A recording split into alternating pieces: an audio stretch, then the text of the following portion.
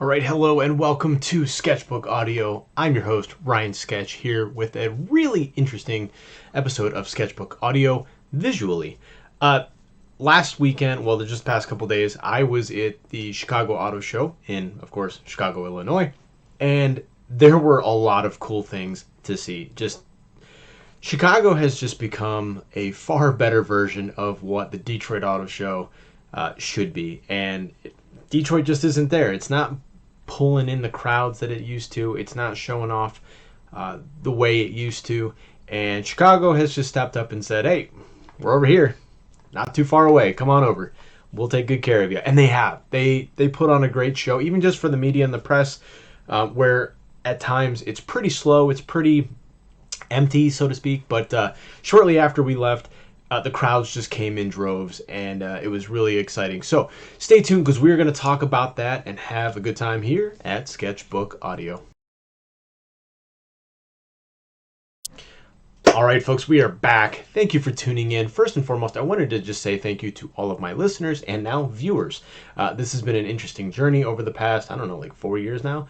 And I find myself sometimes, lacking, sometimes skipping things, and realizing that I really do have fun doing these, and now that I've been able to add video, you can see the smile on my face. So, it brings me great pleasure to be able to do these things for you guys and to bring you the news. And of course, I kind of do like going to the media shows at the auto shows. It's pretty nice perk for having a podcast, and of course, a video channel, which, by the way, is going to be uploaded now to YouTube. So for any of the videos that you have missed in the past, I'm going to start uploading those to YouTube post haste, and that should be pretty exciting. So you'll be able to watch it on Anchor, you'll be able to watch it on YouTube, you'll be able to watch it on all the things. You will also continue to be able to hear it on pretty much any podcast platform, whether it's Stitcher, iHeartRadio, Apple Podcasts, Google Podcasts, or of course Anchor.fm, which is the one that I currently am using. I love Anchor. One of the cool things, and nobody really utilizes it, but it's actually a really cool feature. I had a couple people in the beginning when I first started my podcast use it, and I don't know, people just kind of ignore the fact that it's there. All you got to do is go to Anchor.fm, download the app if you'd like, and you can actually send me a voice message, which I can then plug into the podcast. I can answer your questions, or I can go and do whatever it is that you ask of me to do, as long as it's related to cars. So go ahead and take advantage of that. Take advantage of the opportunity that I am giving you to give me audible feedback, or to just ask a question or have me do something related to cars, whether it's go to a car show or try to go somewhere that I haven't been yet related to cars. Speaking of which, I do have a awesome opportunity that is coming up in just 2 months, and I am so excited to talk to you guys about it, but I'm going to save that for the very end. But for right now, first thing I wanted to do before we jump into the Chicago Auto Show stuff, I wanted to talk to you guys about a couple things that popped up at the Super Bowl. If you were there, cool. If you weren't and you got to watch the commercials from at home, even better, honestly, because the game was kind of it was all right. None of my teams were playing, and I just didn't really bother with it. But there were some cool automotive car commercials, and if you caught any of them, you probably saw well, he's not Ron Burgundy, but it is Will Ferrell, and he has cheated on Dodge and has switched over to the dark side. The blue side with Chevrolet. So GM had a lot of electric vehicles that they wanted to show off, including the Lyriq, the Celestiq, the Chevy Silverado EV, the GMC Sierra EV, and of course the Hummer EV. Those were all featured in some little ways with Will Ferrell. I did like the fact that he kind of played off of either The Last of Us or Walking Dead and Bridgerton. That was kind of random and funny, but I was really hoping for a return of Ron Burgundy, and I pushed that even further because Ben Stiller did a little bit of a return of Zoolander, and that was pretty fun. That was a nice throwback, and I certainly appreciated it. Autoblog had some news today, and I wanted to go over that. If you're not familiar with it, go to autoblog.com, and here you will find tons of news. I'm not going to bore you with all these nitty-gritties, a lot of recalls, a lot of stuff about building new battery plants here in the U.S. What I wanted to talk about are a few cool new products that are coming very soon. And one of these, I don't believe I got to see this at Chicago. I don't think they had this. They had every other Bronco possible, but they did not have this to my knowledge. But what this is the King of Hammers edition. And if you don't know what the King of Hammers is, don't worry about it. No, I'm just kidding. It's actually a really cool event, and if you have the opportunity and you're into Baja races or you're into off-roading, hardcore off-roading for these kind of SUVs, then you definitely want to go to King of Hammers and the Baja one in Mexico. Southern, it's like really, really far to California, but it's Mexico. So this one is a special edition with some Fox Factory stuff, with a lot of other aftermarket things like the bigger wheels, the bigger tires. You've got a really cool graphics package. You've got a new front bumper, which with this crazy brush card. But as you take a look at it, you see that this is no ordinary run-of-the-mill Bronco, nor is it a Raptor. This is probably going to slot somewhere in between the Raptor and just a normal like Wild Track, we'll say. And I say normal lightly. The Wild Track is no bare bones beast. It is a pretty cool rig, and you can see they've added quite a few modifications to this. And you know, you could read the details, but what I am most excited about really is the graphics package. I know that sounds silly, but it's one of those things that we don't get a lot of. And Ford really pulled out all the stops to give potential Bronco owners this really cool graphic package. And you have this matte black look here with some gloss black accents all around. And of course you have the big giant hammer right there, which is awesome. Nice little throw to the hammer race here. And this is something that I definitely want. I would love this, and frankly, I think Wrangler and Jeep owners should be a little bit peed at this. This is cool. This is something that Jeep has not offered. They have not done something like this. And it's funny because when I worked at Fox, which was 2019 to 2021, we always had people coming in talking about the KOH, right, King of Hammers. We always had, whether it was athletes or people from Ford, people from Jeep, whoever, Toyota, we were trying to get them to go to the KOH. We were trying to get them involved in it.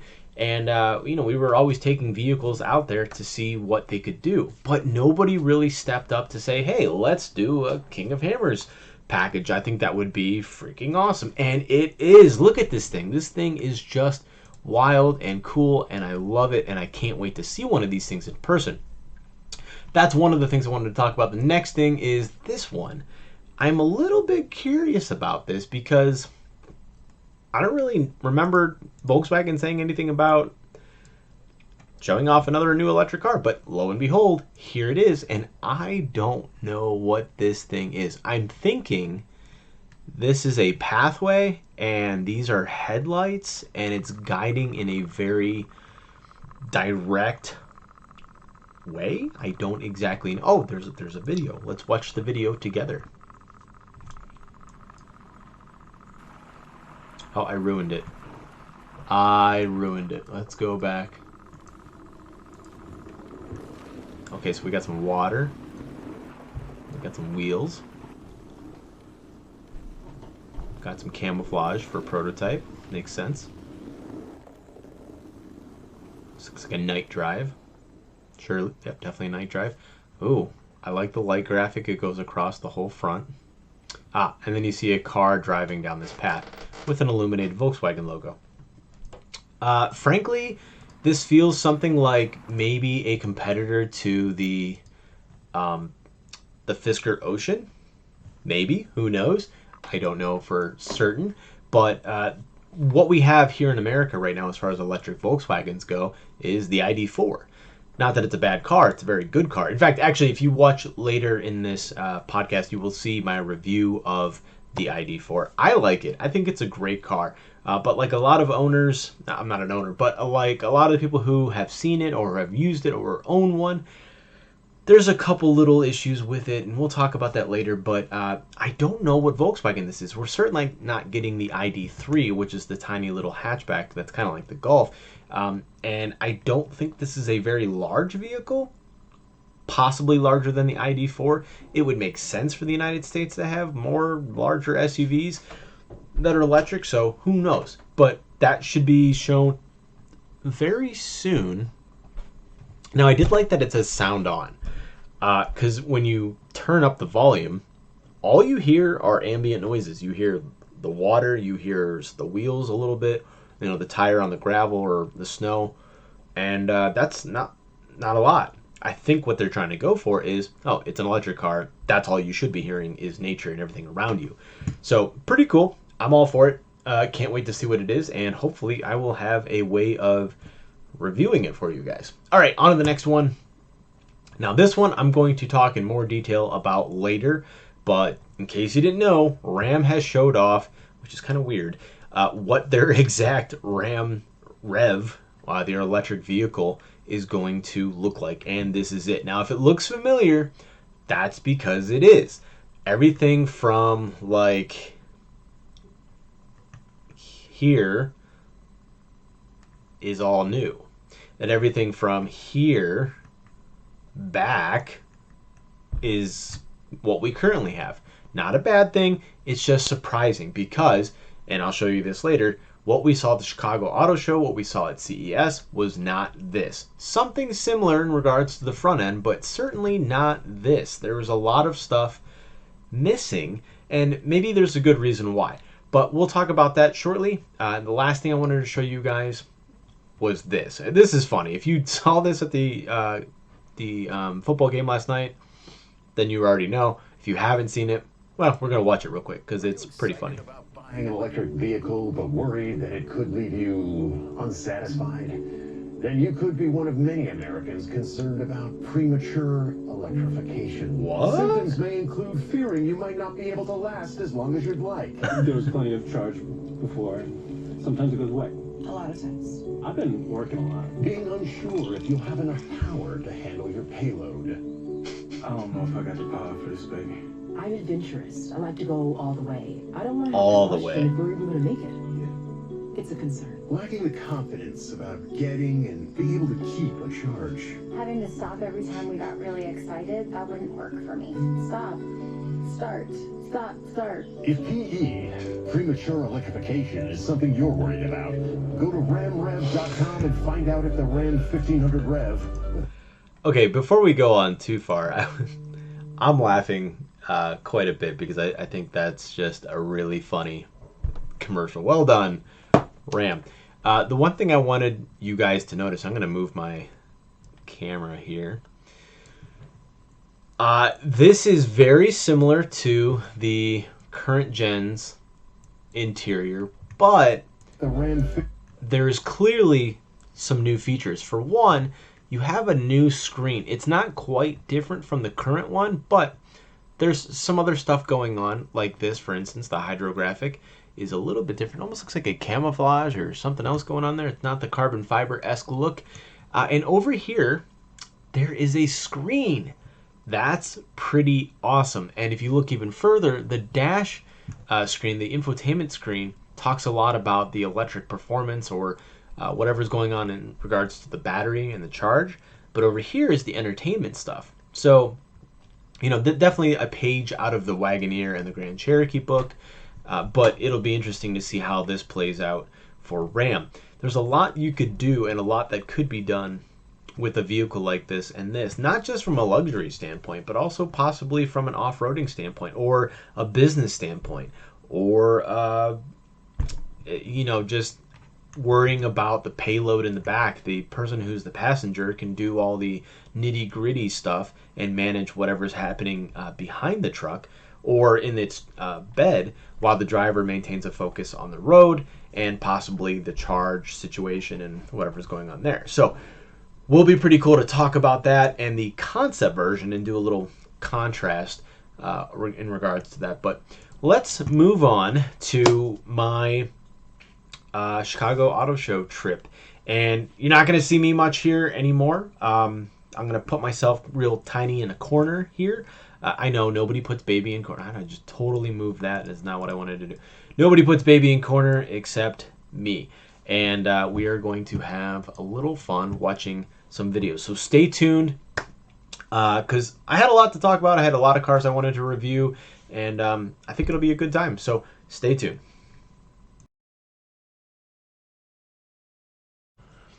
All right, folks, I am back.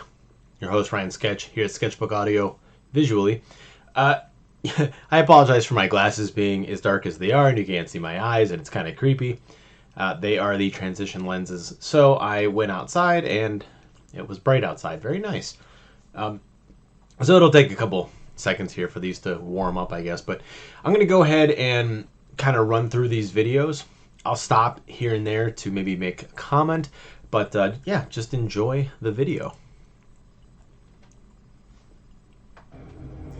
Hey everybody, what's up? It's your host Ryan Sketch here at Sketchbook Audio. Hey, I am here at the Chicago Auto Show, and currently I am in the Honda booth. As you can see around me, there are a lot of Hondas, including a Honda Jet, which is kind of cool. But first and foremost, we are going to start off with the new 2023 Pilot. The Pilot is all new, and it actually looks pretty cool. So let's take a look at it, because I really like this. So the Pilot, like I said, 100% new body, new interior, new everything, and I think it works really well in Honda's favor. I also really love this striking blue, which is called Diffused Sky. Interesting color, interesting name, but one thing you'll notice immediately. By the way, before we go on any further, let me just say, Honda, you killed it with that color. That color is sexy. Love it. Is some of these orange accents. So this is a trail sport. This is an aim at Subaru, at Jeep, at anybody else who's trying to make rugged SUVs. In fact, even Ford now has a Timberline, and Toyota has the Woodland editions. A lot of these companies are actually using orange to signify that off-roading capability, which is interesting, but I digress. Real quick, so Subaru has the Wilderness packages, and they're selling really well. It's like the Rubicon to Subaru. They just are fully loaded with everything you could possibly need to go off-roading. Bigger tires, a little bit of a lift, a roof rack, some graphics packages, a lot of plastic cladding, and a lot of other companies are following suit, as I said here in the video. But Toyota has the Woodland edition, which they did on a Sienna, believe it or not, and they've also now done it on a RAV4, but it's a RAV4 hybrid. And then, of course, Jeep has Trailhawk, which is their, or Rubicon for that matter, which is their more rugged off-roading vehicle. And Mazda has even jumped in on the game with the Mazda CX-50 Meridian Edition. And the Meridian Edition is pretty cool. But like all the other ones, it's a graphics package. It's a little bit of a lift. It's bigger tires, different wheels, and in their case, a flat, sort of like a safari roof rack, rather than a basket.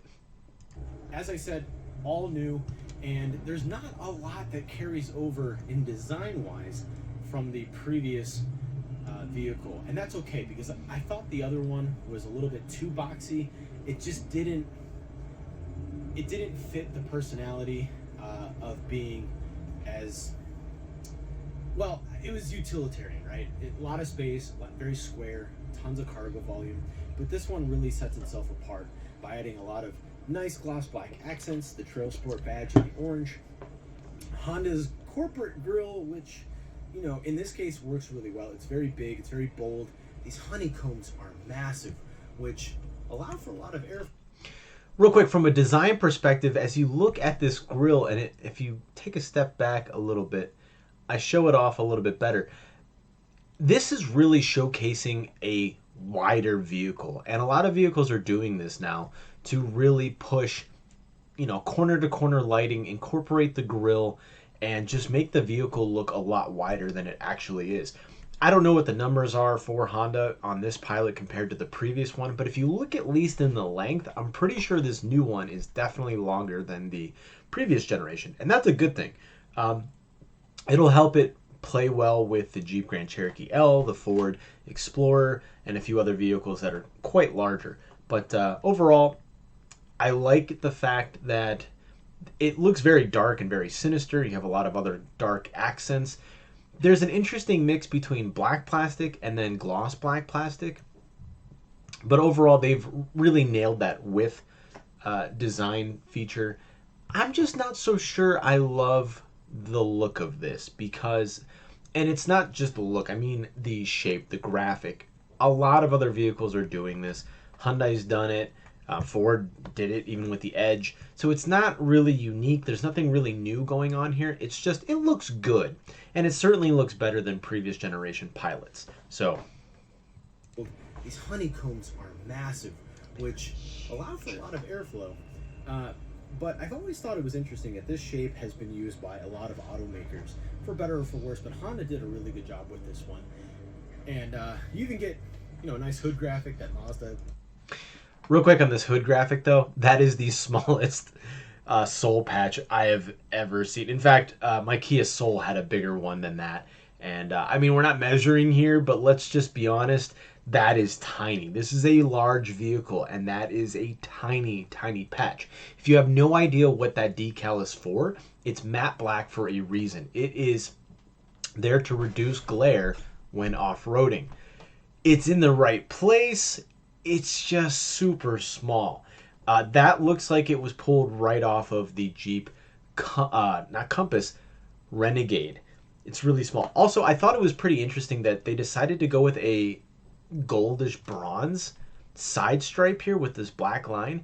It doesn't look bad. It just is kind of off because nowhere else on the vehicle is there this bronze gold color. In fact, that actually would do better on the new RAV4 and the Sienna because they use a lot of bronze and gold in different places. So not sure what Honda was going for there, but maybe make this a little bit bigger. Also adapted for the CX-50. And let's take a look at the interior because Lots of piano I really black. like this, especially since this doesn't look quite like any of the other newer Honda products like the Accord, the HR-V, the CR-V, the Civic, etc. So let's jump in together here. Okay, all new interior, all new car, right? So what is... By the way, it took me forever to realize, and I'm doing it right now, it took me forever to realize that the camera was further to the left. And because I'm holding it like, I don't even know, like it was like this, and in a tripod. And the camera's like way over here, and I'm looking at the top. I had the phone in landscape, and I never got it. What is very interesting, and one of those things is the overall graphic layout of the interior of the car. Everything is very utilitarian. It's very blocky. It's Also, just a sidebar, and I'm sorry, but I am extremely... I'll just derail this whenever possible. This is going to take a long time. Those earbuds are the Samsung Galaxy Buds 2, I believe. They are fresh. They're so good. You can't hear any of the ambient noises going on in the background. All you hear is me. It's not muffled. It's not like there's no vibration. There's nothing wrong with it. They are good, and I was really surprised. So this is a good, this is a really good first impression of these earbuds being used to do a video review. very bold. A lot of horizontal shapes that add to the width of the vehicle and really make it look like it's something that's practical, it's capable, and it's full of things for you to put the whole family in it. Like it's got 3 rows, a lot of storage in the back. That's my Betty LaFada. And then I'm in the passenger side. The driver's side, it's got the corporate steering wheel. It's got the nice orange stitching. I really dislike where they put the heated seat button, and a lot of Honda products have that right now as well. But whatever, it works. You got your phone. You got a little cubby here, but you have this big cubby here in this really nice horizontal bar. That's very similar to a lot of the other Honda products, but you get this, and the other Hondas don't. There's just a vent here where all of these vents kind of line up. So now here you get these separate vents with a nice, some sort of like a honeycomb look here, but then... So, by the way, they punch those vents out quite a bit when they're talking about off-roading vehicles or just rugged vehicles. You see it on the Bronco, you see it on the Wrangler, you see it on a lot of other vehicles, and the Mazda CX-50 being another one. And I rather like it because it definitely helps separate the SUV class from the car class. In the car, it's just one long vent that goes across. Interestingly enough, though, my Integra has a very similar vent, and it's separated from the rest of that center console. But in the Integra, you do not get that nice horizontal platform cubby. You just get these kind of like dual layered paneling for that upper dash, that synthetic rubber foam stuff, whatever. And it looks good, but there's no utilitarian practicality or purpose to it. It just looks cool. But in this case, for the Honda, they wanted to make that something that's actually usable. And there's a lot of space there. So with how deep that is, you could put an umbrella, you could put money, you could put cell phones, a tablet maybe even. It would hang out a little bit, but there's a good rubberized grip in there that'll keep it in place. So very nice use of the space and making it even more different from the rest of the Honda products. Everything here just feels big, it feels bold, it feels practical, and very useful. Speaking of usefulness, the doors kind of remind me of a minivan. I mean, you got a cup holder Lots here, of cup you got holders. a coffee mug, you got a holder here which goes pretty deep. This goes pretty deep as well. And for the most part, everything feels pretty nice and upscale. I don't love the gloss black. If anybody else has experienced gloss black in their car, they know that it just attracts fingerprints. This is just a fingerprint magnet, and it's very hard to clean and not scratch. This has the new corporate. Side note to all other automakers and companies that are designers even that are listening to this or watching this, please, for the love of God, find a new material other than piano gloss black. Please, anything, literally. Purple flake, I don't care. Fuzziness. Look at what Mazda did with the MX-30. There's cork. Cork. You don't see fingerprints on cork. You just, it breaks and crumbles after time. But it's also usable. You can pin stuff to it, I guess. But then again, why would you want a bunch of pins and needles shooting all over the place? I don't know. But can we stop with the gloss black? Entertainment center, which works. It's good. It's not bad. You get the wireless Apple CarPlay, wireless Android Auto, and a bunch of other features. I don't believe you get built-in nav, because in the Acura Integra that I have, you get built-in navigation, and that kind of sucks. But Hi, Anthony. however, you got Android Auto and Apple CarPlay, so that works. Let's take a look at the back real quick, because as I said, it's very big, it's very practical, and there's a lot of usefulness. So, of course, you get some rugged floor mats. They're not as thick as I probably would like them, but you get a lot of cubbies on the side over here, maybe an umbrella or something. It's not very deep though, interestingly enough. This folds up. Obviously you got your third row down there that's folded back. The back seats have seat covers as well. And then you've got this very deep, very usable cargo space back here. And with these seats folded, that's an ample amount of space. So good for Honda for making this thing look new, all new, and just cool. A lot of nice body side graphics. I like this piece down here. It's got that rugged look. It looks muscular and bold. Even the fender flares have some detail in them that I like. So let me know what you guys think in the comments later. And this is the new Pilot for 2023. Okay, so what do you guys think? Do you like the new Pilot? Is it something you guys would look into as opposed to maybe a Jeep or the Ford? Other vehicles that are out there in that same size. I don't need a vehicle this big, but if I did, this would definitely be one of those vehicles I would look at. Mazda just recently came out with the CX-90, and while I love Mazdas, and I absolutely love the interior and that new dark garnet red or whatever they call it, I would actually get this over it because they changed the look of the Mazda in the front compared to the CX-9, and it just doesn't feel right. I don't know. They didn't have one at the auto show for me to look at, so I didn't get to review it, but I personally would take this. And again, I don't need a vehicle this big. Okay, on to the next one. Let's see what we're talking about.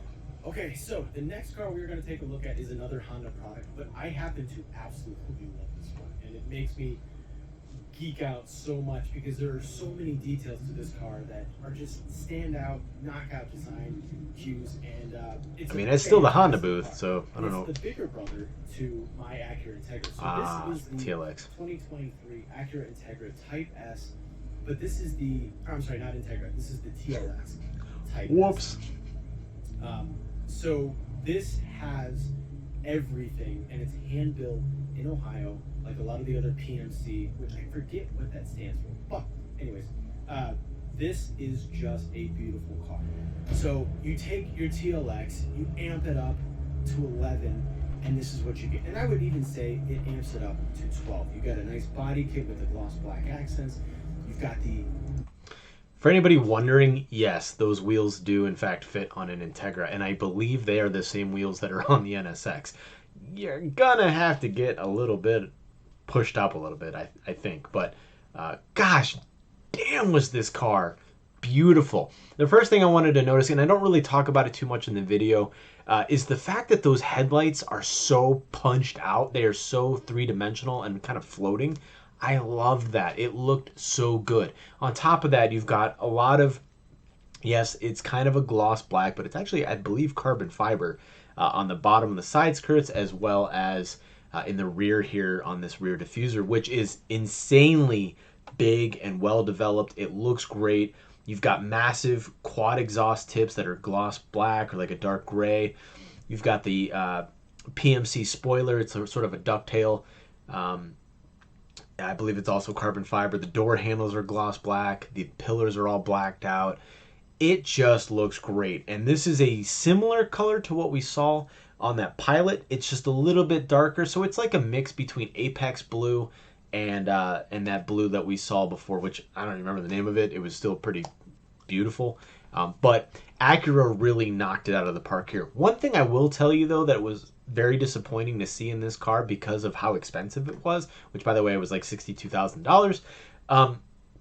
The seats are the exact same seats as in the base TLX model, and pretty much all the other TLX models. There really wasn't anything different going on in there. I was expecting some performance bucket seats, some maybe carbon fiber somewhere. I don't know. But they're good seats, don't get me wrong. They are made well, they are comfortable, they look great.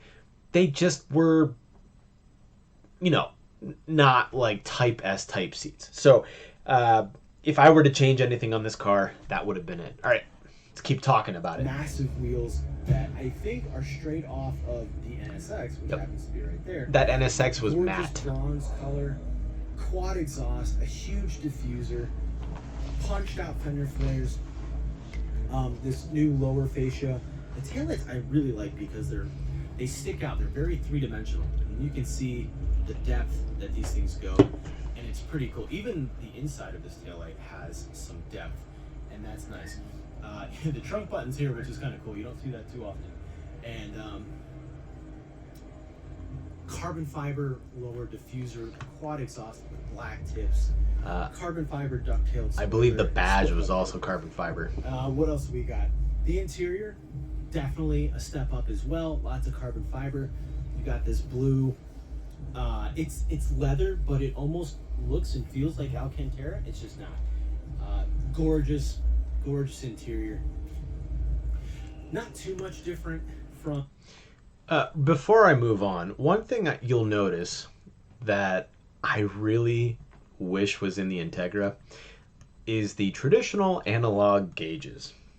You do have a screen in the middle there, but it's small. It's not huge. It's not overwhelming. It's not the Honda Civic's gauge cluster. It is just nice. There's a metal backing. It looks like it's machined. It looks very expensive and unique. And then you have this beautiful red backlighting on both of them. The RPMs are over here, so your tach is here and your speedometer is on the right side. And it just looks great. Even the steering wheel is not the Honda Civic's. It's similar. It's very close, but you get a flat bottom. This is more pronounced. You get the paddle shifters because, of course, this one does not come in a stick shift. But it just, everything feels better. But one thing to notice that I'm surprised the Integra didn't do is it didn't do any of this.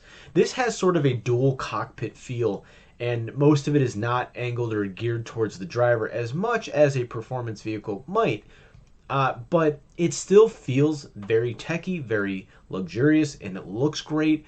The Integra kind of went its own route, and I think that was partially so that it still maintained, from a cost perspective, it still was closely enough related to the Civic to keep costs down, but also looked different enough so that you could say, oh, this is not a Civic, this is an Acura Integra. But there are certainly some features in here that I wish the Integra had. Like, for instance, I wish the wireless charger was up here, although in the Integra it's not in a bad place. It still works. It's still very usable. This just kind of keeps it closer to you, I guess. So, for better or for worse. The touchpad. A lot of people don't like these touchpads, but Acura actually did a really good job with their touchpad. The mouse, and I don't know exactly how they phrase it, but the mouse will follow your hand and then go right back as soon as you take your fingers off. So, you have to be very precise with your finger movements versus like a mouse where if I move the mouse stays there until I move the mouse again, and then I can continue to go. It also allows me to lift up the mouse and readjust the position of the mouse, whereas the icon stays exactly where it was. That's not how these trackpads tend to work, but you also don't need to move it around a lot. There's not a lot of real estate to move with, but one thing you'll also see, and I like this, it's available on some Hondas and Acuras. I don't believe it's set up that way in my Integra, but you do have this split screen, and Android Auto has taken it a step further and done their own version of this split screen. But mine actually somehow reverted to a combination between the split screen and the normal widescreen. I don't know what's happened, so that's a totally different story. But needless to say, I like the way Acura did the interior of this Type S. There's a lot going on here. I just think it looks great. And whether or not you like the push buttons and for the transmission, it works really well in Acura's more expensive vehicles. The RDX, the IDX, or the TLX, and the you're probably going to see it in the ZDX actually, and that makes a lot of sense for an electric car. So it frees up a lot of real estate down here. So from a design perspective, it's a smart way to go.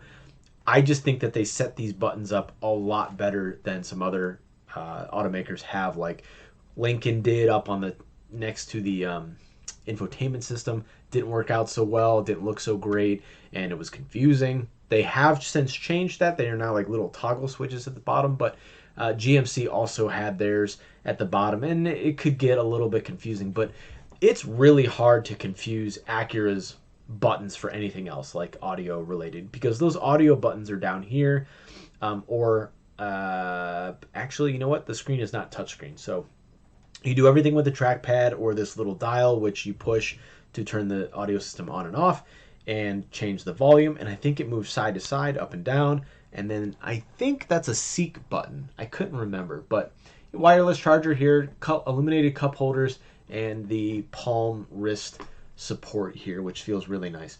But overall, great car. I really liked it, and yeah, let's see what else I had to say about it. A normal TLX, but it does have the PMC badge. In this case, oh, the badge. Performance Manufacturing Center. It's in Ohio. I think I said that. In this case, it is number 000. Got the Type S down here. Now, for those wondering, yes, Acura is working on a Type S version of the Integra, which I will show you guys briefly. It is not at the Chicago Auto Show. And that will definitely amp up the performance of the Integra. Borrowing a lot from its stablemate, the Honda Civic Type R, Acura will have a Type S. Now, even the front gets quite a bit of a graphical upgrade. You've got that massive shield. I'm going to stop it here for a second because what I say going forward in this video is pretty much pointless. But Acura's new face, they've been using this dynamic shield quite a bit, but they toned it down and just, well, it's weird. They got rid of the big silver plate, which kind of looked like a buck tooth, I guess. To some people, it was pretty much first shown in Thor, if I'm not mistaken. And when Acura showed off like their new RDX, the new MDX, and a few other cars, they had this big silver piece here. But now what they've done is made it very graphically, like your eye. It's very appealing. You want to look at it, and all these lines go right into the center, so your eyes go right into the center. You see this big giant Acura badge, which, by the way, this badge here actually has some sensors behind it, so It's not something you want to mess with. Keep it clean. But it's just a nice floating piece. They call it frameless. I don't know why. There is a frame here. There is even a piece of gloss black plastic up here that's attached to the hood. Or, well, I'm sorry, not the hood, but this brow. The hood starts back here. But I think it looks great. I think this is a knockout. I love it. I love the zigzag lighting. That's the nice thing about lighting with LEDs is that you can do a lot of really cool shapes. And Acura and Kia managed to do a lot of really cool things with their DRLs. I'm not a huge for practicality purpose. It looks great. You have these quad lamps here, so it's like an octa lamp. You know, when you talk about older cars with the projection headlamps, you would have a bioptic or a quad optic. So if you had one lamp here and one lamp here, it's a bioptic. If you had two here, so you had a high beam and a low beam, and then high beam, low beam, it's quad optic. This is whatever, it's 8. There's 4 here, 4 here. These get expensive to replace real quick. And if you're going to replace each individual bulb, that's a lot of bulbs to replace. But they last a lot longer than the halogen lamps. They look really cool. And they also they're safer, actually. I'm not sure if Acura is quite at that level that Audi and Mercedes and a couple other companies are with their projection lenses, but and they're certainly not laser yet. But these are, they cut through darkness very well. They have a good spread, and it does kind of eliminate the need for fog lights anymore. Though I do wish that there were 2 big giant cans here for fog lights. We just don't get those. But I'm going to skip over the rest of that and move on to the next video. What time are we at now? 27 minutes. Okay, we can keep going. Okay, before we hop over to Volkswagen, I wanted to take a quick look at the new Nero. It's completely new. All new interior, all new exterior, improved efficiency, improved range, and the interior is pretty cool, especially in the pictures, but I really wanted to understand what is the quality like, what is the textures and the feel of this car like, because the previous one was good. I thought it could have been a little bit better as far as the quality of the materials, but Kia has really gone leaps and bounds with their design language, so hopefully their materials and the use of contrast colors and stuff work out really well. So let's take a look at this new Nero. The one thing I see immediately that I strongly dislike is this massive piece of gloss black plastic. It looks good, especially with this silver trim that follows through here. The overall graphic of it looks great. I mean, just look at the side. It's very cohesive. It's pretty futuristic. It's just gloss black. I'm not a huge fan. And it's for a detailer like me, it's a pain in the butt to clean. Soft touch materials up here, soft here. A nice rubberized synthetic texture here. It feels a little grainy. You can hear it, but if I'm being honest, it did feel kind of cheap. I feel like Kia has definitely put nicer materials on their armrests in the past and in other cars that are current. This is not a super cheap vehicle, so this could have been better. And when you throw in this massive expanse of gloss black that's right up here, this just feels like an afterthought. Overall, the fact that it's soft is a nice upgrade. I will say, though, from a graphical standpoint, Kia really knows what they're doing. They're incorporating a lot of geometric shapes. They're incorporating a lot of cool patterns that are not as obvious, like like a chevron pattern or the houndstooth motif that's on some Dodge vehicles. It's a lot of scattering of different shapes all over the place, but they fit, they work, they look great. So Kia has definitely stepped up their game in that regard, and I like what they did here with the Nero. I like this material. It's a synthetic leather. It's got a nice texture and graphic on it. It's got these digital blocks, which is pretty cool. Steering wheel, nice touch and feel here. The dash is soft, and it's got an interesting hexagonal texture, which is nice. Heads-up display, cool. Here's that double screen monitor, which is very wide. And one of my favorite features is this LED area here. I believe there's some LEDs in the door as well. On some other Kias, like the EV6 for instance, you get some LED lighting here. You can see right there, there's some illumination here. Very clean layout. Another thing to notice is while they may not use some of the nicest materials in the world, they definitely have a way of incorporating really cool, and I said this before, but the graphics and the textures and the patterns and just everything that's going into this, particular shapes here, the illumination, the division of materials, it looks very good. It looks way more mature and a little bit more costly than this car would actually be. But then, of course, you have a lot of panels like this and this gloss black that are very cheap. You know, it's a way to add a lot of features into a car at an affordable price. But at the same time, I feel like they could have just done more.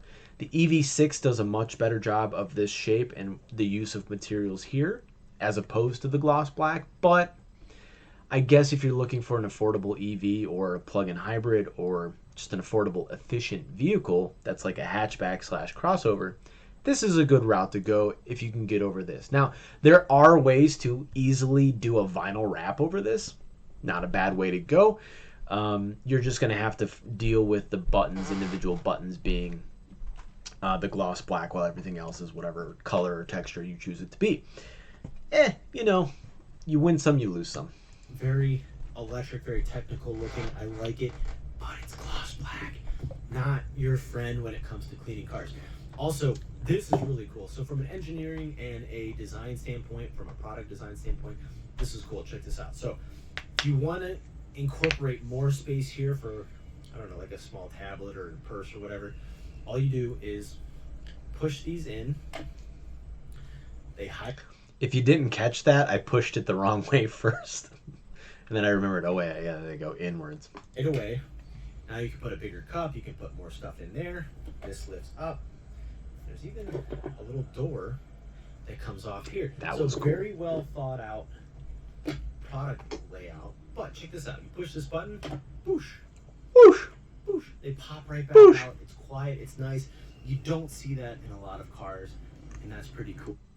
And no, that giant gaping hole is not a feature on this car. Somebody took the panel. Kia tends to put a lot of their fuse boxes right here, so that's what that is. Unfortunately, and I thought this would have made more sense, they should have put the fuse box down under here and then made this like a door so you can put stuff in. There's a vehicle that I show later that has, oh, you know what? Nope, I didn't actually get a video of it, but it's an Audi. This section right here, it goes way back to like here, and you could fit, I don't know, like a foot-long sub in there. It was huge, tons of space. But it's one of those things that you can get away with doing now with EVs and plug-in hybrids. You tend to be able to put a lot of these, like the fuse box and the air conditioner, you can package them in different ways and just make them more efficient and give yourself a lot more usable space throughout the vehicle. Actual physical buttons. I bring up those physical buttons later Overall, with Volkswagen, really but nice looking car. I like the look of it. Beautiful diamond white color. You have these functional, just this bottom portion is functional. This goes through, air comes out there, right through here. So aerodynamically, very sound, very efficient. I like it. What do you guys think? Is this a better looking Nero than the previous one? It almost looks smaller than the previous one. I don't know, but I think it looks better as like a hatchback than the. this car actually had a decent amount of cargo and usable space. I would say, though, that it's kind of a stretched version of the Kia Soul in a way. You still get a little bit more space in that back area than the Kia Soul, but not much more. So, you know, I believe the Kia Soul is going away after this year. So you'd be pretty much left with choosing a Kia Niro if you wanted this package. And I think it looks great. Just this alone is really cool. This blade for the taillight. We don't see that on many cars at all. And I think the only one that's really doing it now is Cadillac. So the fact that Kia did this, is pretty awesome. I really like this. I also love this cutout right here, this graphic.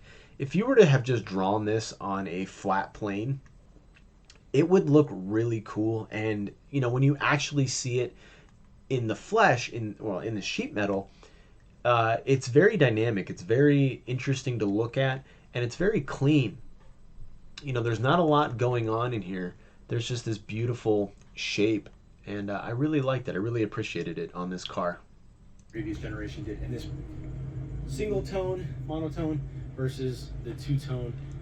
That two-tone blue one, I wish it was a different blue, but overall a really nice looking car. You get this, it's not gloss black. It's actually it's metallic black, but I don't remember if that's the same black as what's down here and on the fender flares. But there's definitely a lot of painted black all over the place. Certainly makes the car look more upscale. It frames a lot of things very nicely. There's a lot of separation of materials and parts, which is very interesting to look at. And overall, it just makes for a more upscale, more mature version of the Kia Niro. I like the look of this a lot. This looks really good, and this is the... All right, so we're going to jump over to the next video. Now, I'm going to make this one quick. The next one is on Volkswagen, and the oh, is that just a picture? Yeah, that was just a picture. So this is the new Atlas and the new Atlas Cross, the Cross being the coupe version of the Atlas. I will say this: if you were looking for a big SUV like the Honda Pilot, like a Grand Cherokee L, or whatever you might be looking at, I would actually prefer the Atlas Cross. You don't lose a lot of space. There's actually enough of a rake right here. This doesn't take away too much. You lose some, absolutely. Don't get me wrong.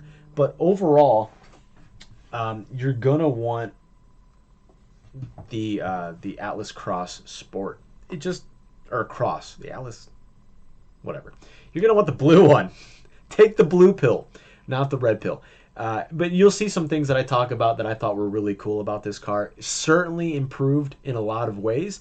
But there was really nothing wrong with the Atlas to begin with the exception of, in the first few years of it, it had some cheaper parts that I was like, why did they choose to go that route when they spent so much time making the Tiguan, which is what the Atlas replaced in a way. The Tiguan, they brought it very much upscale. There were a lot of really nice soft touch features, a lot of leather here and there. And when the Atlas first came out, there were a lot of parts of it that just felt, you know, not like a $40,000, $50,000 vehicle. It felt more like a high 20s, low 30s vehicle. And it was very interesting. But it's a pretty large vehicle. So let's take a look at that. You know what? I don't think I have the video here for that. So we're going to skip that. That was the Atlas Cross. Definitely check it out. You can find it on autoblog.com. You can find it on jalopnik.com. You can find it pretty much anywhere. There's plenty of pictures so you can see. The one thing I really liked was Volkswagen's heavy use of LED lighting. You can see on the back end of this, they all have the R design. So that actually is a couple R's. And it's a nice little, you know, Easter egg, we'll call it. And I liked that it went all the way across, as well as on the front. Now you have these big C shapes, and the bottom part, they connect at the Volkswagen logo. Same thing here. The Volkswagen logo is actually illuminated in red. So really cool what a lot of these companies are doing with LED lighting. And it's just one of those ways that an automaker can really make a car stand out way more in a very simple way, and it's with lighting.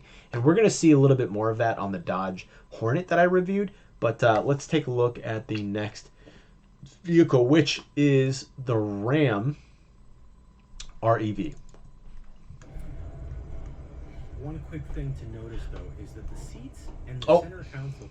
I apologize. Not the Ram REV. This is... So I'm going to cut that out. This is the Buick Wildcat. I must have skipped a video or two here, but the Buick Wildcat, such a gorgeous vehicle. And there's a couple videos here of it. This is one of those ones where you want to take in every detail. You want to stop and look at everything. There's glass, there's Everything's handcrafted, custom made, real metals, high tech everywhere. And my favorite feature is actually in these seats. Appeared to be completely floating. But then you realize that the seats are connected to the sill.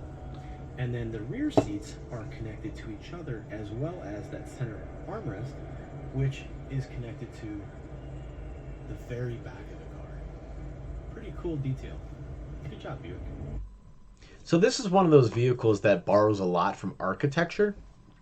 You have these cantilevered platforms, these floating platforms that are being held up not from four legs or even two legs. They're being held up by like something else that's hanging over, and there's nothing underneath them. It's just floating.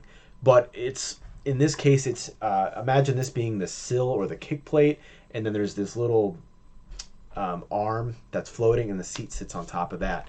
And in the Wildcat, you have this arm that goes down the whole center of the car into the trunk, and the rear seats are kind of hanging off of that. And they're also built into the side of the rear of the car, which is just crazy to think about how they were able to put all of this together when in a normal car, that would be very difficult. So hopefully if Buick does make the Wildcat, we get to see some of those features actually happen.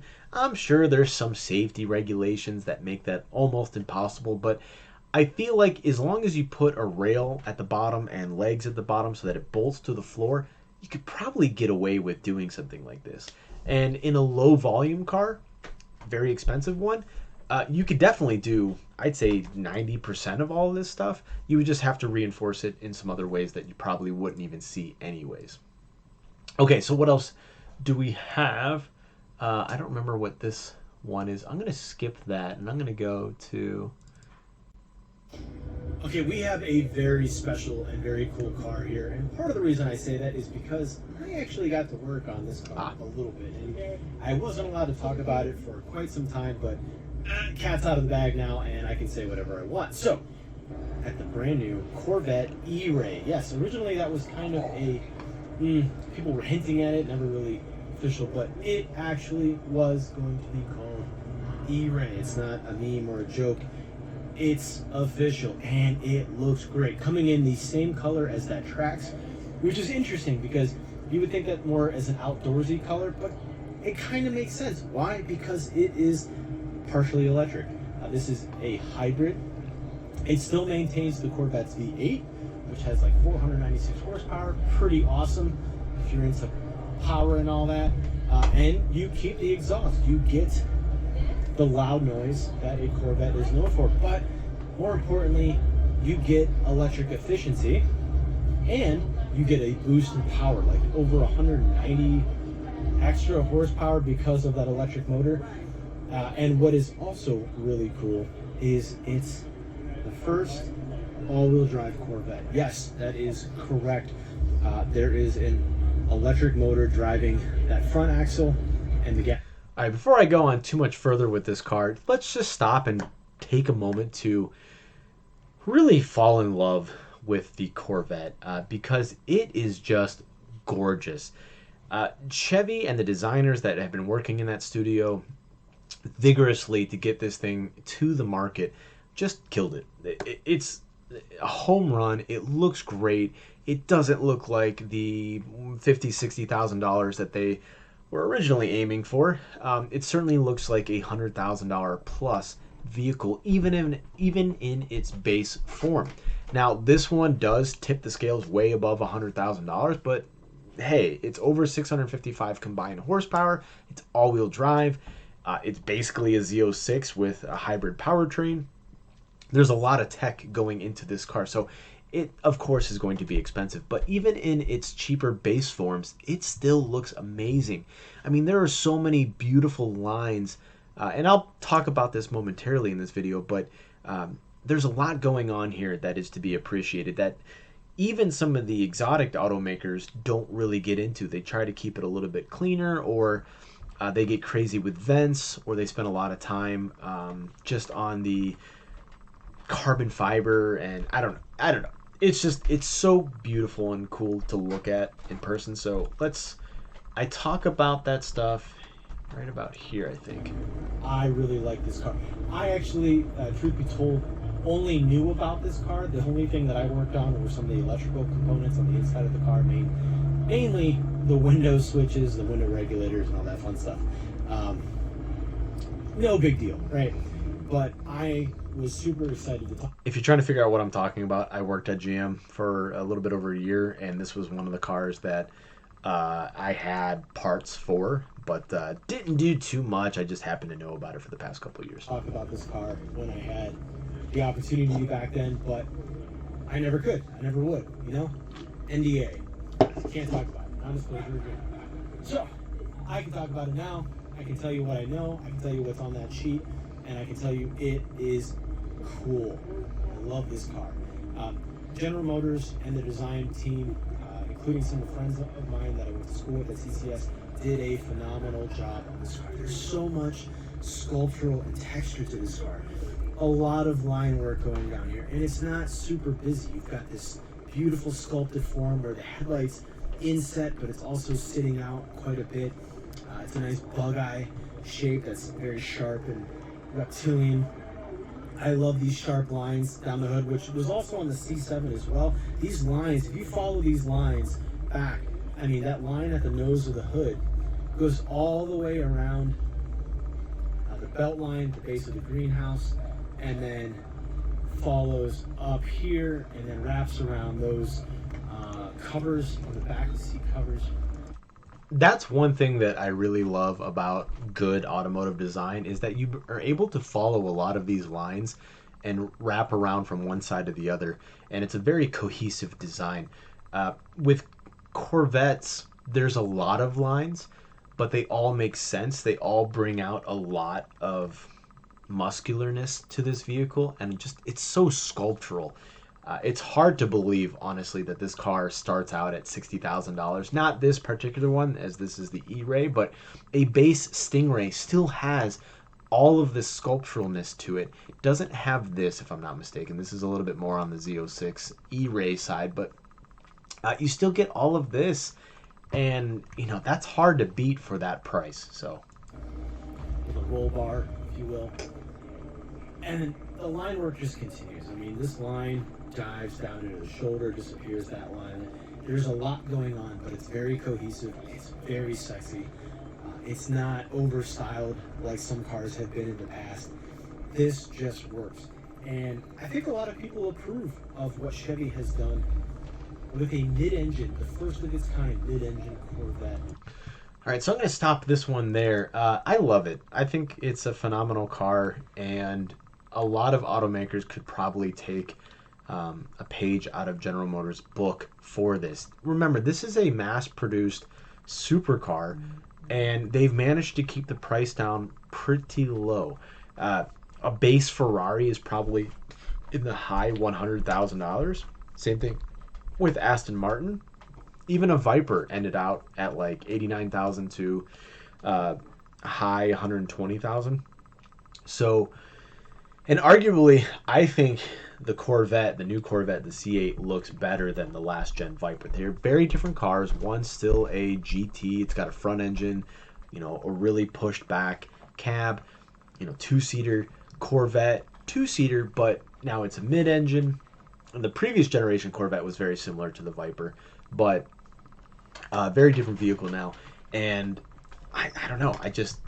It's hard to beat that car for the price. Let's take a look real quick at this Chevy Trax, because this is an interesting one. All right, folks, this is the new 2024 Chevy Trax. Now, if that name sounds familiar, that is because there already has been a Chevy Trax. It just looks nothing like this. In fact, this is completely redesigned from the ground up, and this really showcases a lot of new product from Chevy. And we're going to start to see this design language. By the way, yes, that is the exact same color that's on the Corvette, but it has a different name. Carry over to a lot of their products. But one thing you can obviously notice right now is the use of different materials. You've got a lot of gloss black, you've got this gloss chrome, dark chrome look. You've got these standout taillights that are just punched out, very three-dimensional. And the color. That's a pale green sage color, and it looks beautiful. One of my favorite features on this car was the sculpturalness, the line work, that some of it does disappear, like this line here, and this line goes around the whole way, but all of these lines pick up somewhere in some regards, just like the Corvette, where you have that shoulder that dives in and then it seemingly disappears, but it picks back up on the front shoulder. The Trax has a lot of that too, so you can definitely tell there's a lot of Chevy DNA in both of these vehicles, and it's almost like the Corvette designers designed this as well, and that's not a bad thing.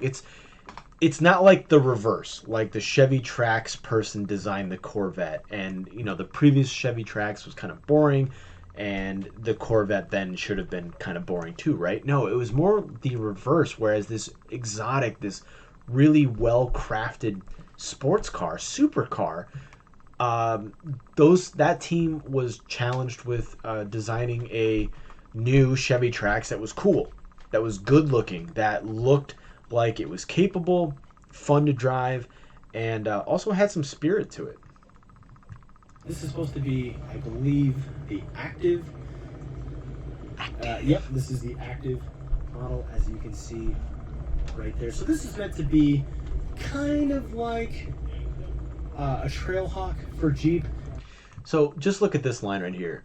It doesn't connect to anything up in the back, but this line does dive down here on this fender flare, punches out this part, so it's carved very deep. It's very nice, and then it continues down here with this nice soft light catcher, which is similar to what you see on the Corvette, and then it picks back up on this front one. But then you have this wraparound one right here, which dives into here. It seemingly ends, picks up back in here into the grill, and then this whole front face, just, it all flows together perfectly. I love it. Not quite as rugged.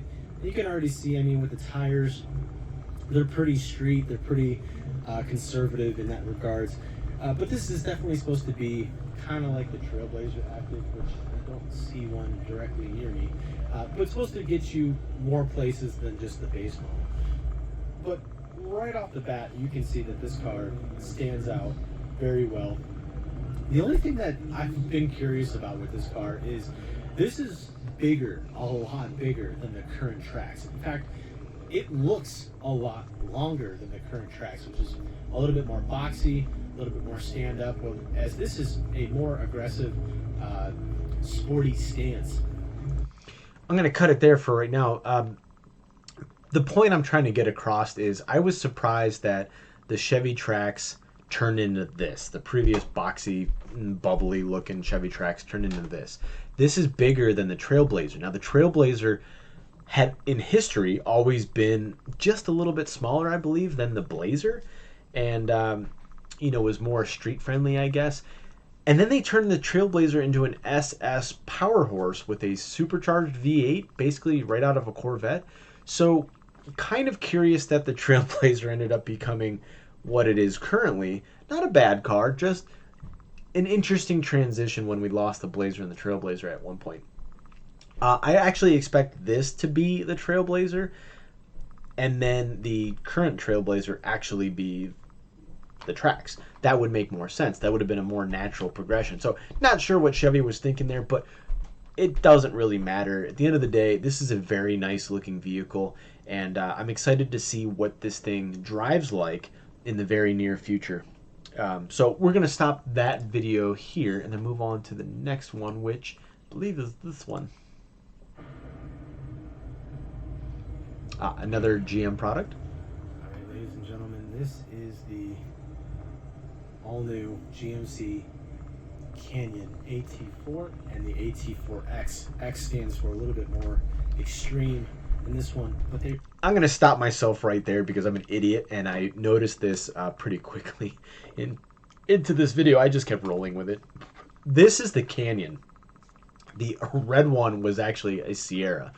But you do have AT4, which is their like Trailhawk version, and then they have AT4X, which is like their extreme Trailhawk or Rubicon.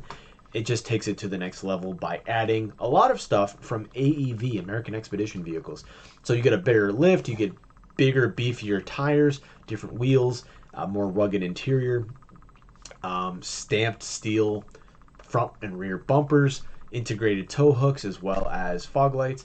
Just a more off-road oriented vehicle, also way more expensive.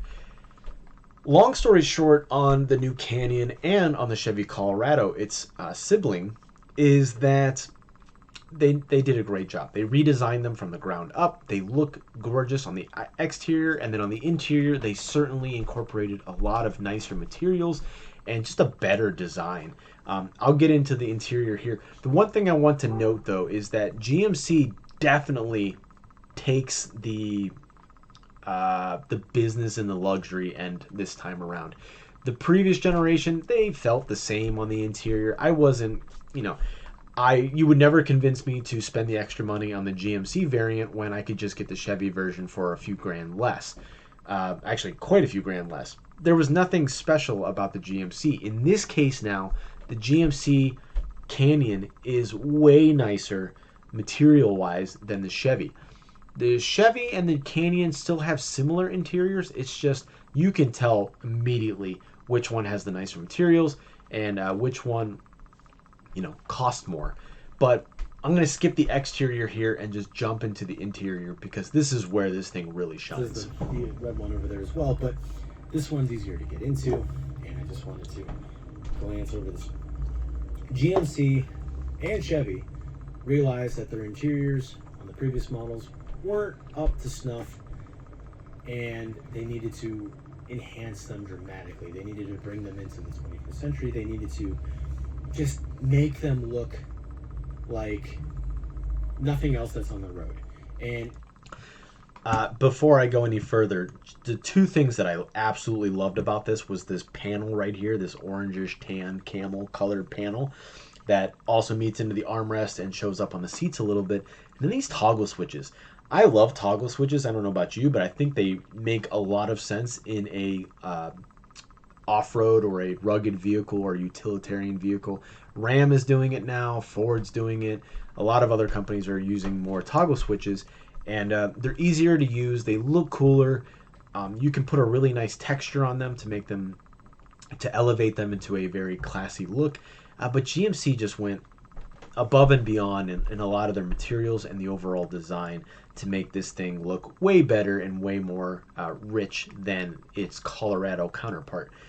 I will say there were some materials here that you're like, you're not fooling anybody. That's not real metal, or, that's not as nice as it could be. But they still do a really good job of being stand out and luxurious and high quality. Like, for instance, this isn't real carbon fiber. Oh, I'm not showing you. This isn't real carbon fiber. But the stitching on this, I would assume, is real leather. Could be synthetic. Don't know. Don't care. It looked great, and it felt great too. So if it was synthetic, you did a good job of fooling me.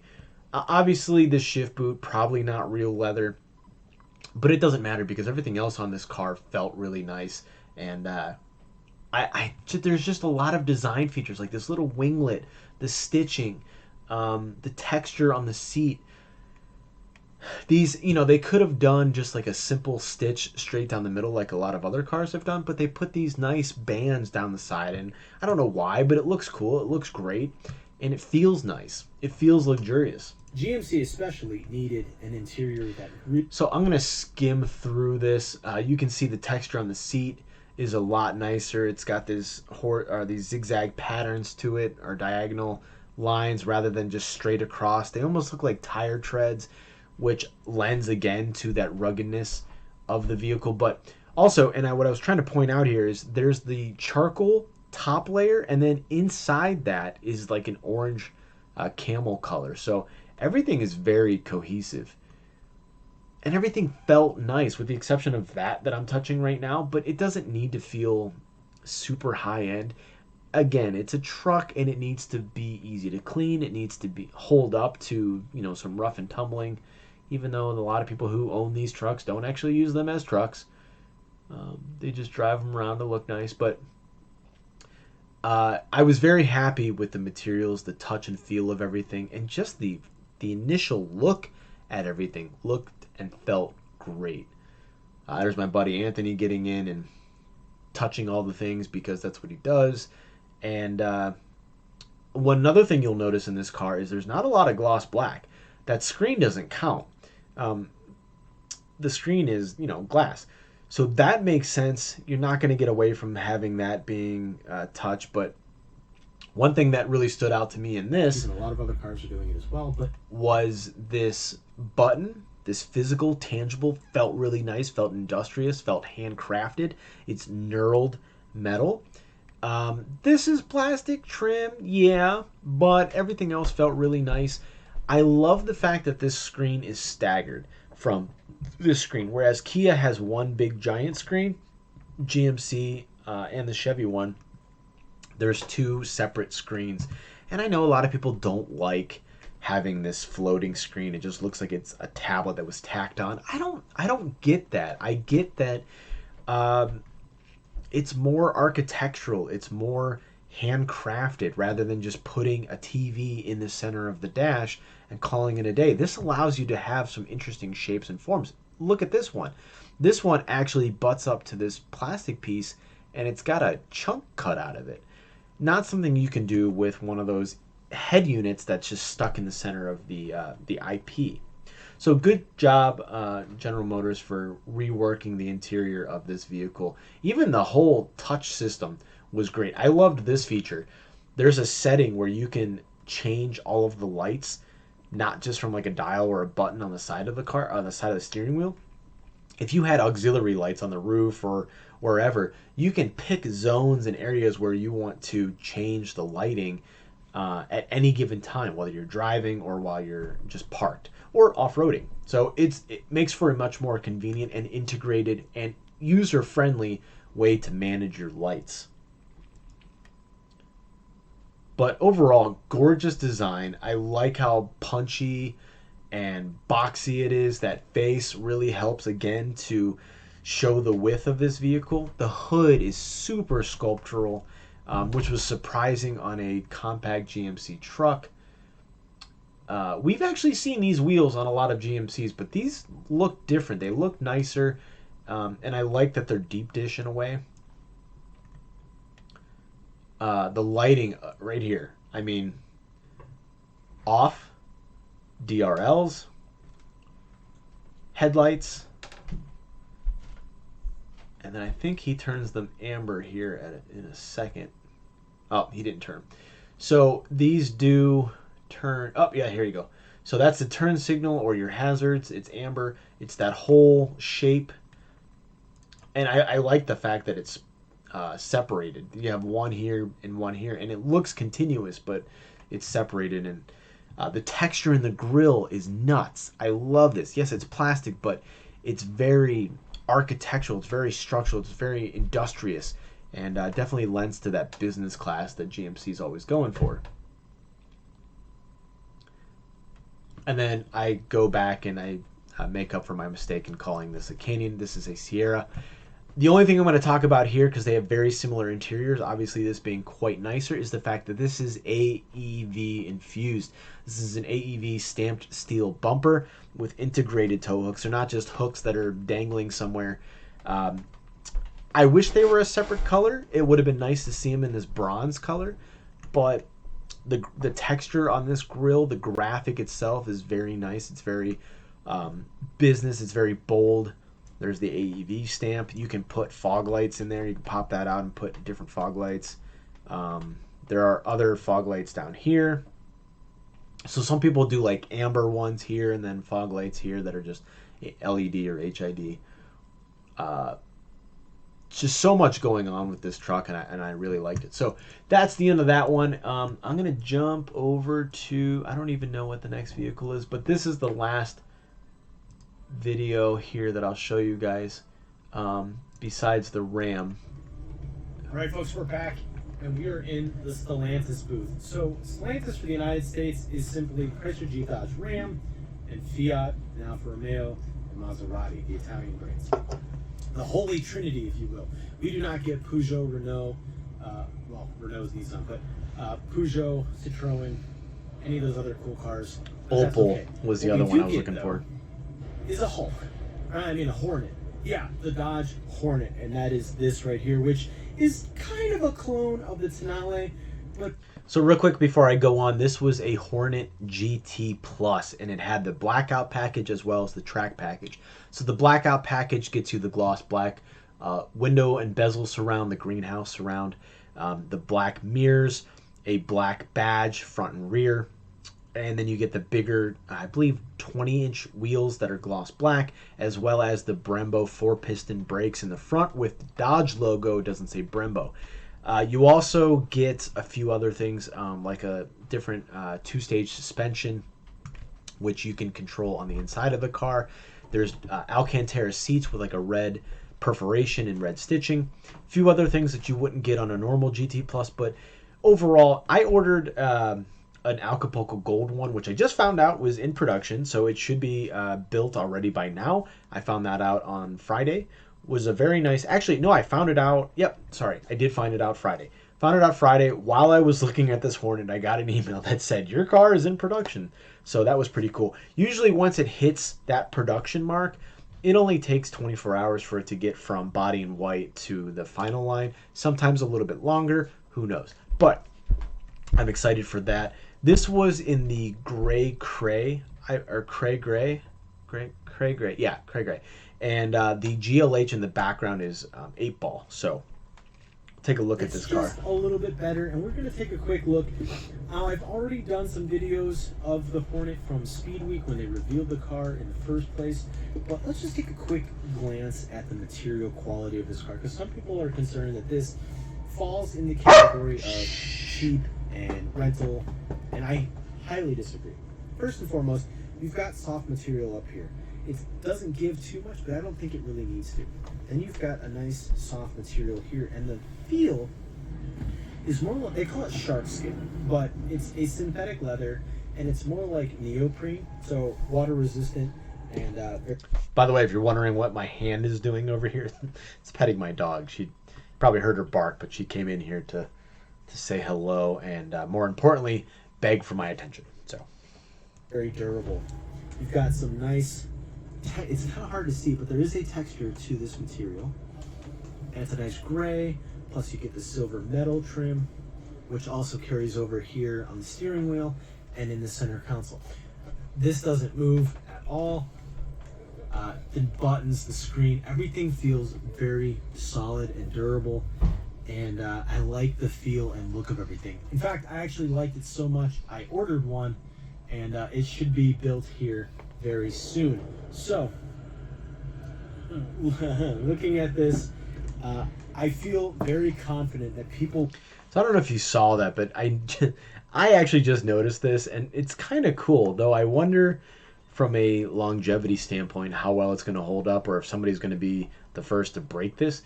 Look at the rear door opening. So there's this sort of C-shaped boomerang look. Normally a door would have a seam right here, and you'd be left with this little piece of gloss black plastic right here. But what Dodge and Alfa Romeo did was they made it so that that whole piece is sort of floating. There's nothing really behind here, certainly not sheet metal, and you're left with this cutout right here. Pretty interesting. You don't see any other door that I can think of on any other car, certainly not in this price point, do that. So that's an interesting design feature. I'd love to know more about, from the designers, why they chose to do something like that. It's also interesting to note, though, that by doing that, I'm surprised they even put door handles down here and not just put them up here, because that's what a lot of other automakers would do, is they would put the door handle here so you had a nice flat flush surface right here. This, I feel very confident that people will love this car. You've got the nice ambient lighting, you've got Alcantara seats with synthetic leather here, USB ports, back seat covers, or back seat map pockets on both seats. I've noticed a lot of car companies are skipping on that. They're only putting it on the passenger. Apparently, it might be a safety thing, but why are you sitting up here and reaching back here? This is for the back seat people. If you want something up in the... So I'm not sure why they do that, but it is what it is. I turned on the volume for right now because I wanted to point out some key things. One, this is not a large crossover. Some people were wondering, like, what is this compared to in size? This is very similar in size to like a Mazda CX-30 or a Jeep Compass, actually. Very similar. The Tonale and the Dodge Hornet are exactly the same dimensionally on the exterior as far as sheet metal goes. It's the bumpers, front and rear, that differ quite a bit. But there was a good amount of storage space, and if you noticed, I was able to take that load floor and lower it down another 3 inches or so. So a decent amount of cargo space. Here's this performance specs if anybody was wondering. I will pause this real quick so you guys can see. Here's everything you get. This is a potent vehicle. 268 horsepower for something this size. This thing is a little bit of a rocket, and the 0 to 60 is 6.5 seconds. So it looks great.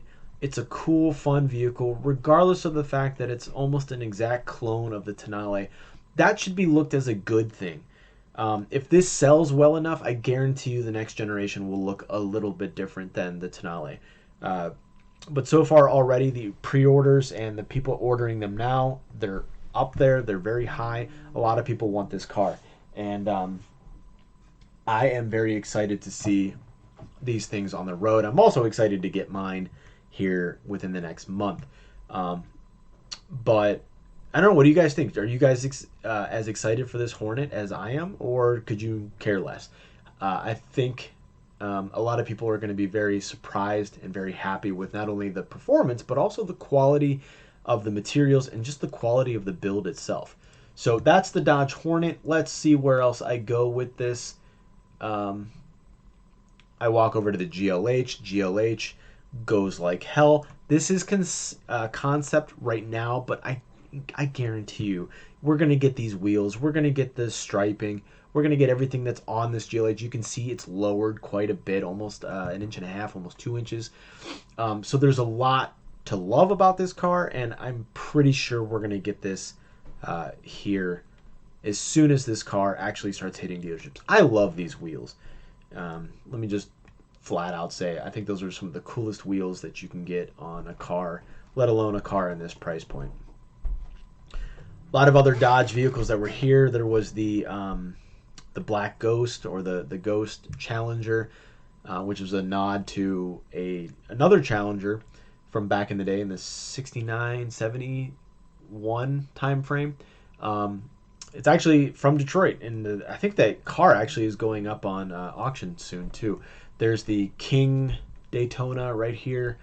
There's the electric Charger SRT Banshee, and a lot of other cool vehicles. So if you're going to go to the Chicago Auto Show, check all of these vehicles out. They look great. Now, this is the same Charger that was shown at Speed Week. They just painted it in a Viper red.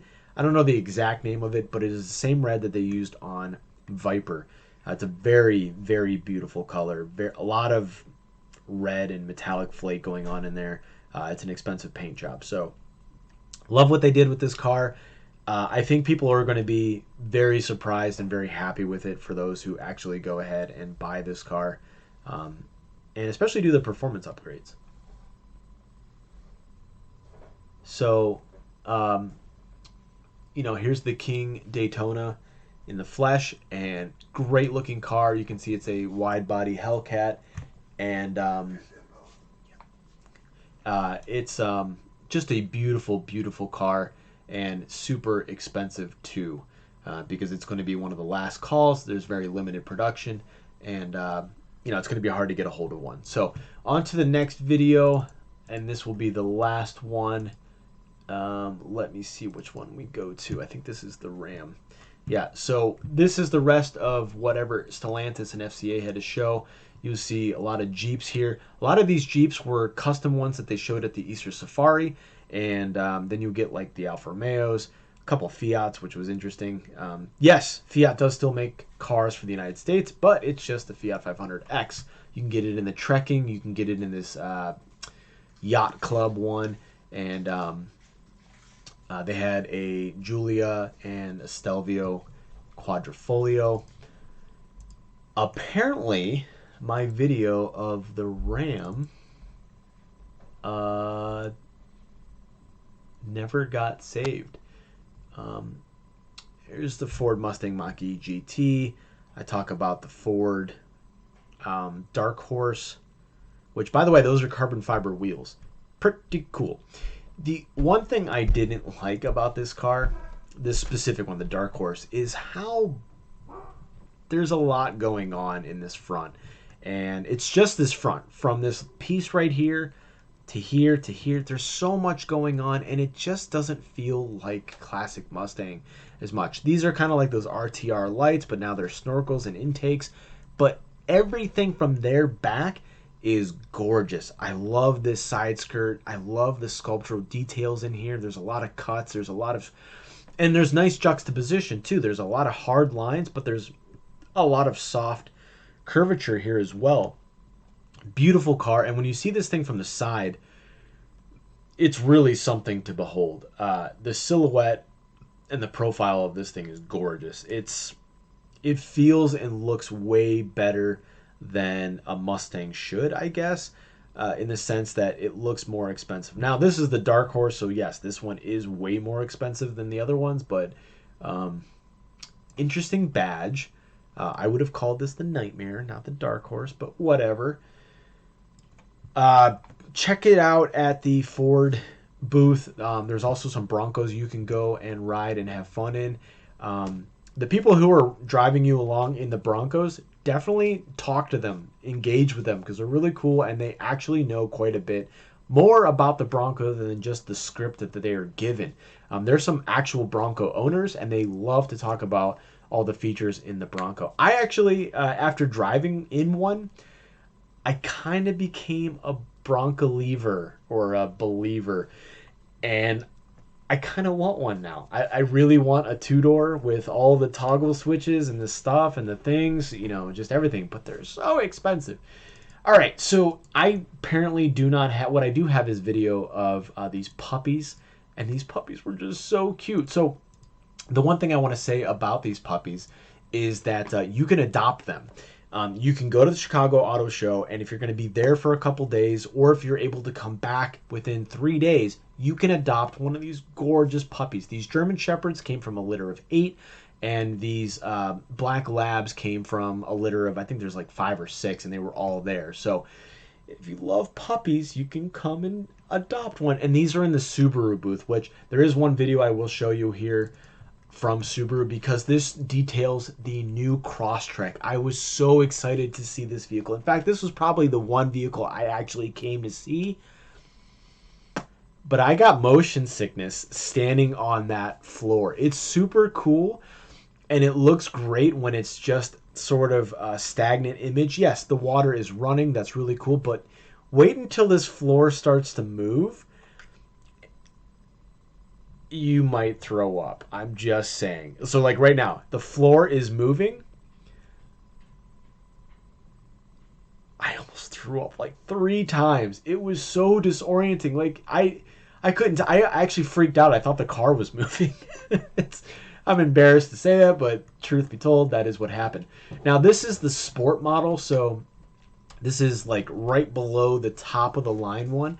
But you get a lot of these cladding that you see on the new WRX. You get different wheels. You get the yellow sport badging. You get this, I forget what it's called, like solar yellow or solar whatever. Those accents show up on the front. I love this grille. It's very detailed. It's very sculptural and integrated. And there's a lot going on, but it's very much different than what Subaru has been doing in the past. And I love that. The interior was a mixed bag. Right here felt very cheap. Now, I know the Crosstrek has never been like an exotic or a luxury vehicle, but I feel like the current one does this center console a lot better. There's a lot of cool features to it, but it just felt cheap, and it made it even worse finding out that they got rid of the stick shift and now all you can get is this CVT. So if you do get one of the new Crosstreks, make sure you at least get this sport model. So you get the, I think it's a 2.5 liter turbocharged boxer. I don't remember. I think the base model is a 2.0. It's just anemic unless you get the sport. If you get the sport, it actually feels like it can go somewhere. These seats were interesting. The previous generation used material that was very similar to neoprene and was kind of waterproof in a way and easy to clean. This is an interesting cloth texture. It didn't feel cheap, but it didn't feel great. Like these greenish yellow accents weren't Alcantara suede. It was the same material here. It just didn't have these. Now this was another interesting thing. That looks like Mercedes' logo. It also looks like the Fratzog that Dodge is using. But whatever. The steering wheel is about the same as it was. It's got a few more buttons. You get a fully digital gauge cluster, which looks a lot better than Acura's and Honda's. And you get this massive center screen that has basically been taken from its larger sibling, the Outback. What really sells me on this vehicle, though, is the color and the punchy, blocky. There's a lot of form in here, and love it or hate it, I think, because there's a lot of line work going on here. But it's way better than the current one. I love this black bar right here. I don't even know that it makes sense, but it looks cool. And, there was a decent amount of cargo space. It wasn't anywhere near as much as the Dodge Hornet, which was surprising. And you don't get any extra cargo space underneath here, whereas in the Hornet, you do. So having that spare, while it seems great for off-roading, you're probably going to take this spare out and put it on the outside of your car and get one of those, well, in this case, a lift gate. But they have like a swing gate hinge that goes on your trailer hitch, or you're going to put it on your roof. That's what I would do. You're going to get a roof basket and do that and gain some extra cargo space here, because right now you get absolutely none. And these little side cubbies, these little trays, they're pretty shallow. Might be nice for like shoes. You can put like a muddy shoe here, keep the rest of your car clean. Or maybe some treats for your dog. I don't know. Subaru loves their pets and caring for their pets, so that could be something you do.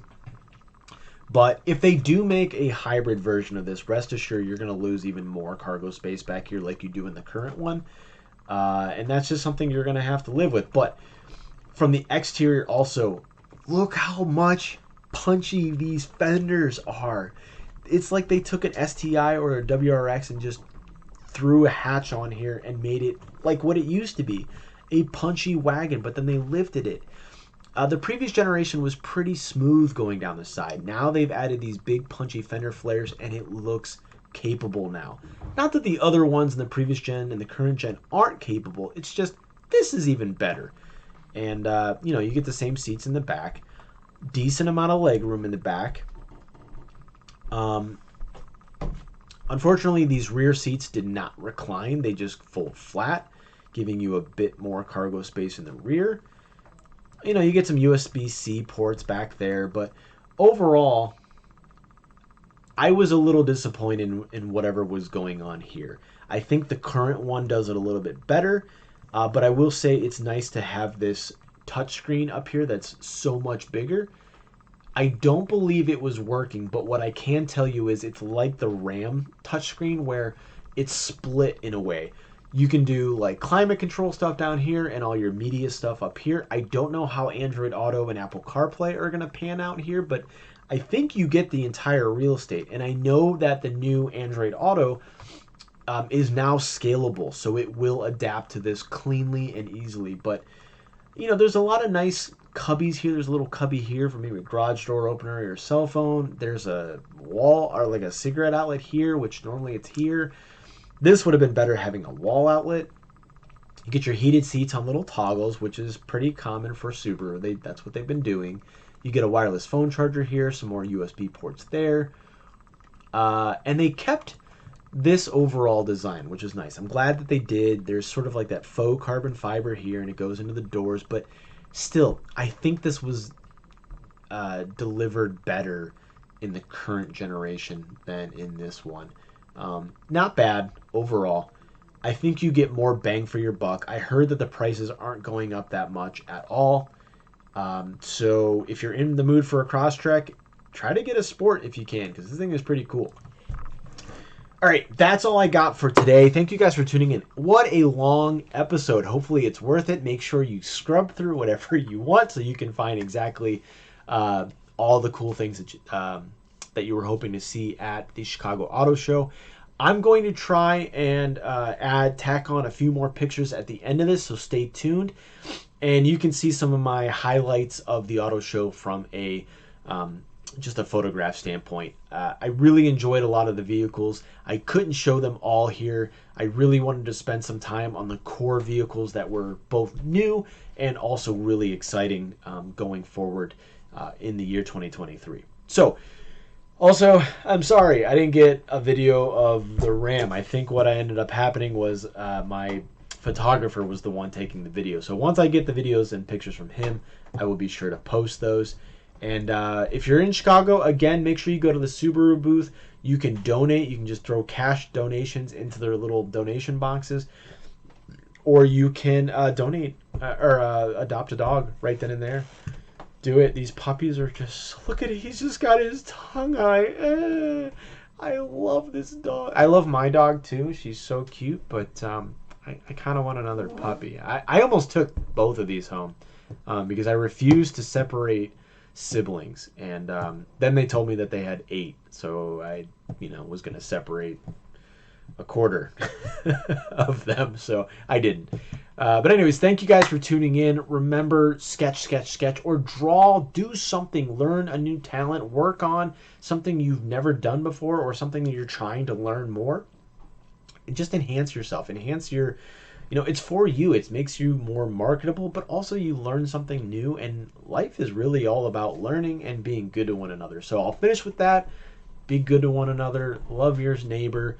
Go help somebody out if you can, somebody who's in need. I'm sure there's somebody in your life that is struggling, and trust me, your help means so much more than you could possibly imagine.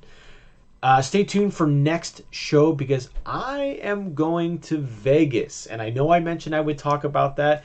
I'm going to leave this very short. March 20th, so in 2 months, I am heading to Vegas for one night, as Dodge will be showing off their last of the Final Call. I got a ticket. I am so excited. So if you're in Vegas, come find me. I will be there wearing my Dodge Demon shirt. Actually, no, it's a Dodge Banshee shirt. So, you can't miss me. I'm kind of bald and tan. I'll have glasses on for sure. And it's going to be really exciting. It's history in the making because it's probably going to be the last Hemi-powered Charger and Challenger we ever see. So this is going to be big. I'm excited to talk about it, and I'm excited to do a video and podcast for you guys. So there will be a live video as well as one of these podcasts after the fact. So stay tuned. Thank you guys so much for watching or listening if you're just listening to the audio of this. And if you're just listening to the audio of this, you should probably now want to check out the video because I showed so much video. Again, thank you guys so much, and you're what keeps me going through more and more episodes of this, so I can hope to bring you fresh topics on a weekly basis. Oh, and remember, I am going to be posting these now up on YouTube, so all you got to do is go and find Sketchbook Audio, and you will see my videos there as well. Till next time, I'm your host, Ryan Sketch, signing off, saying good night and good fight.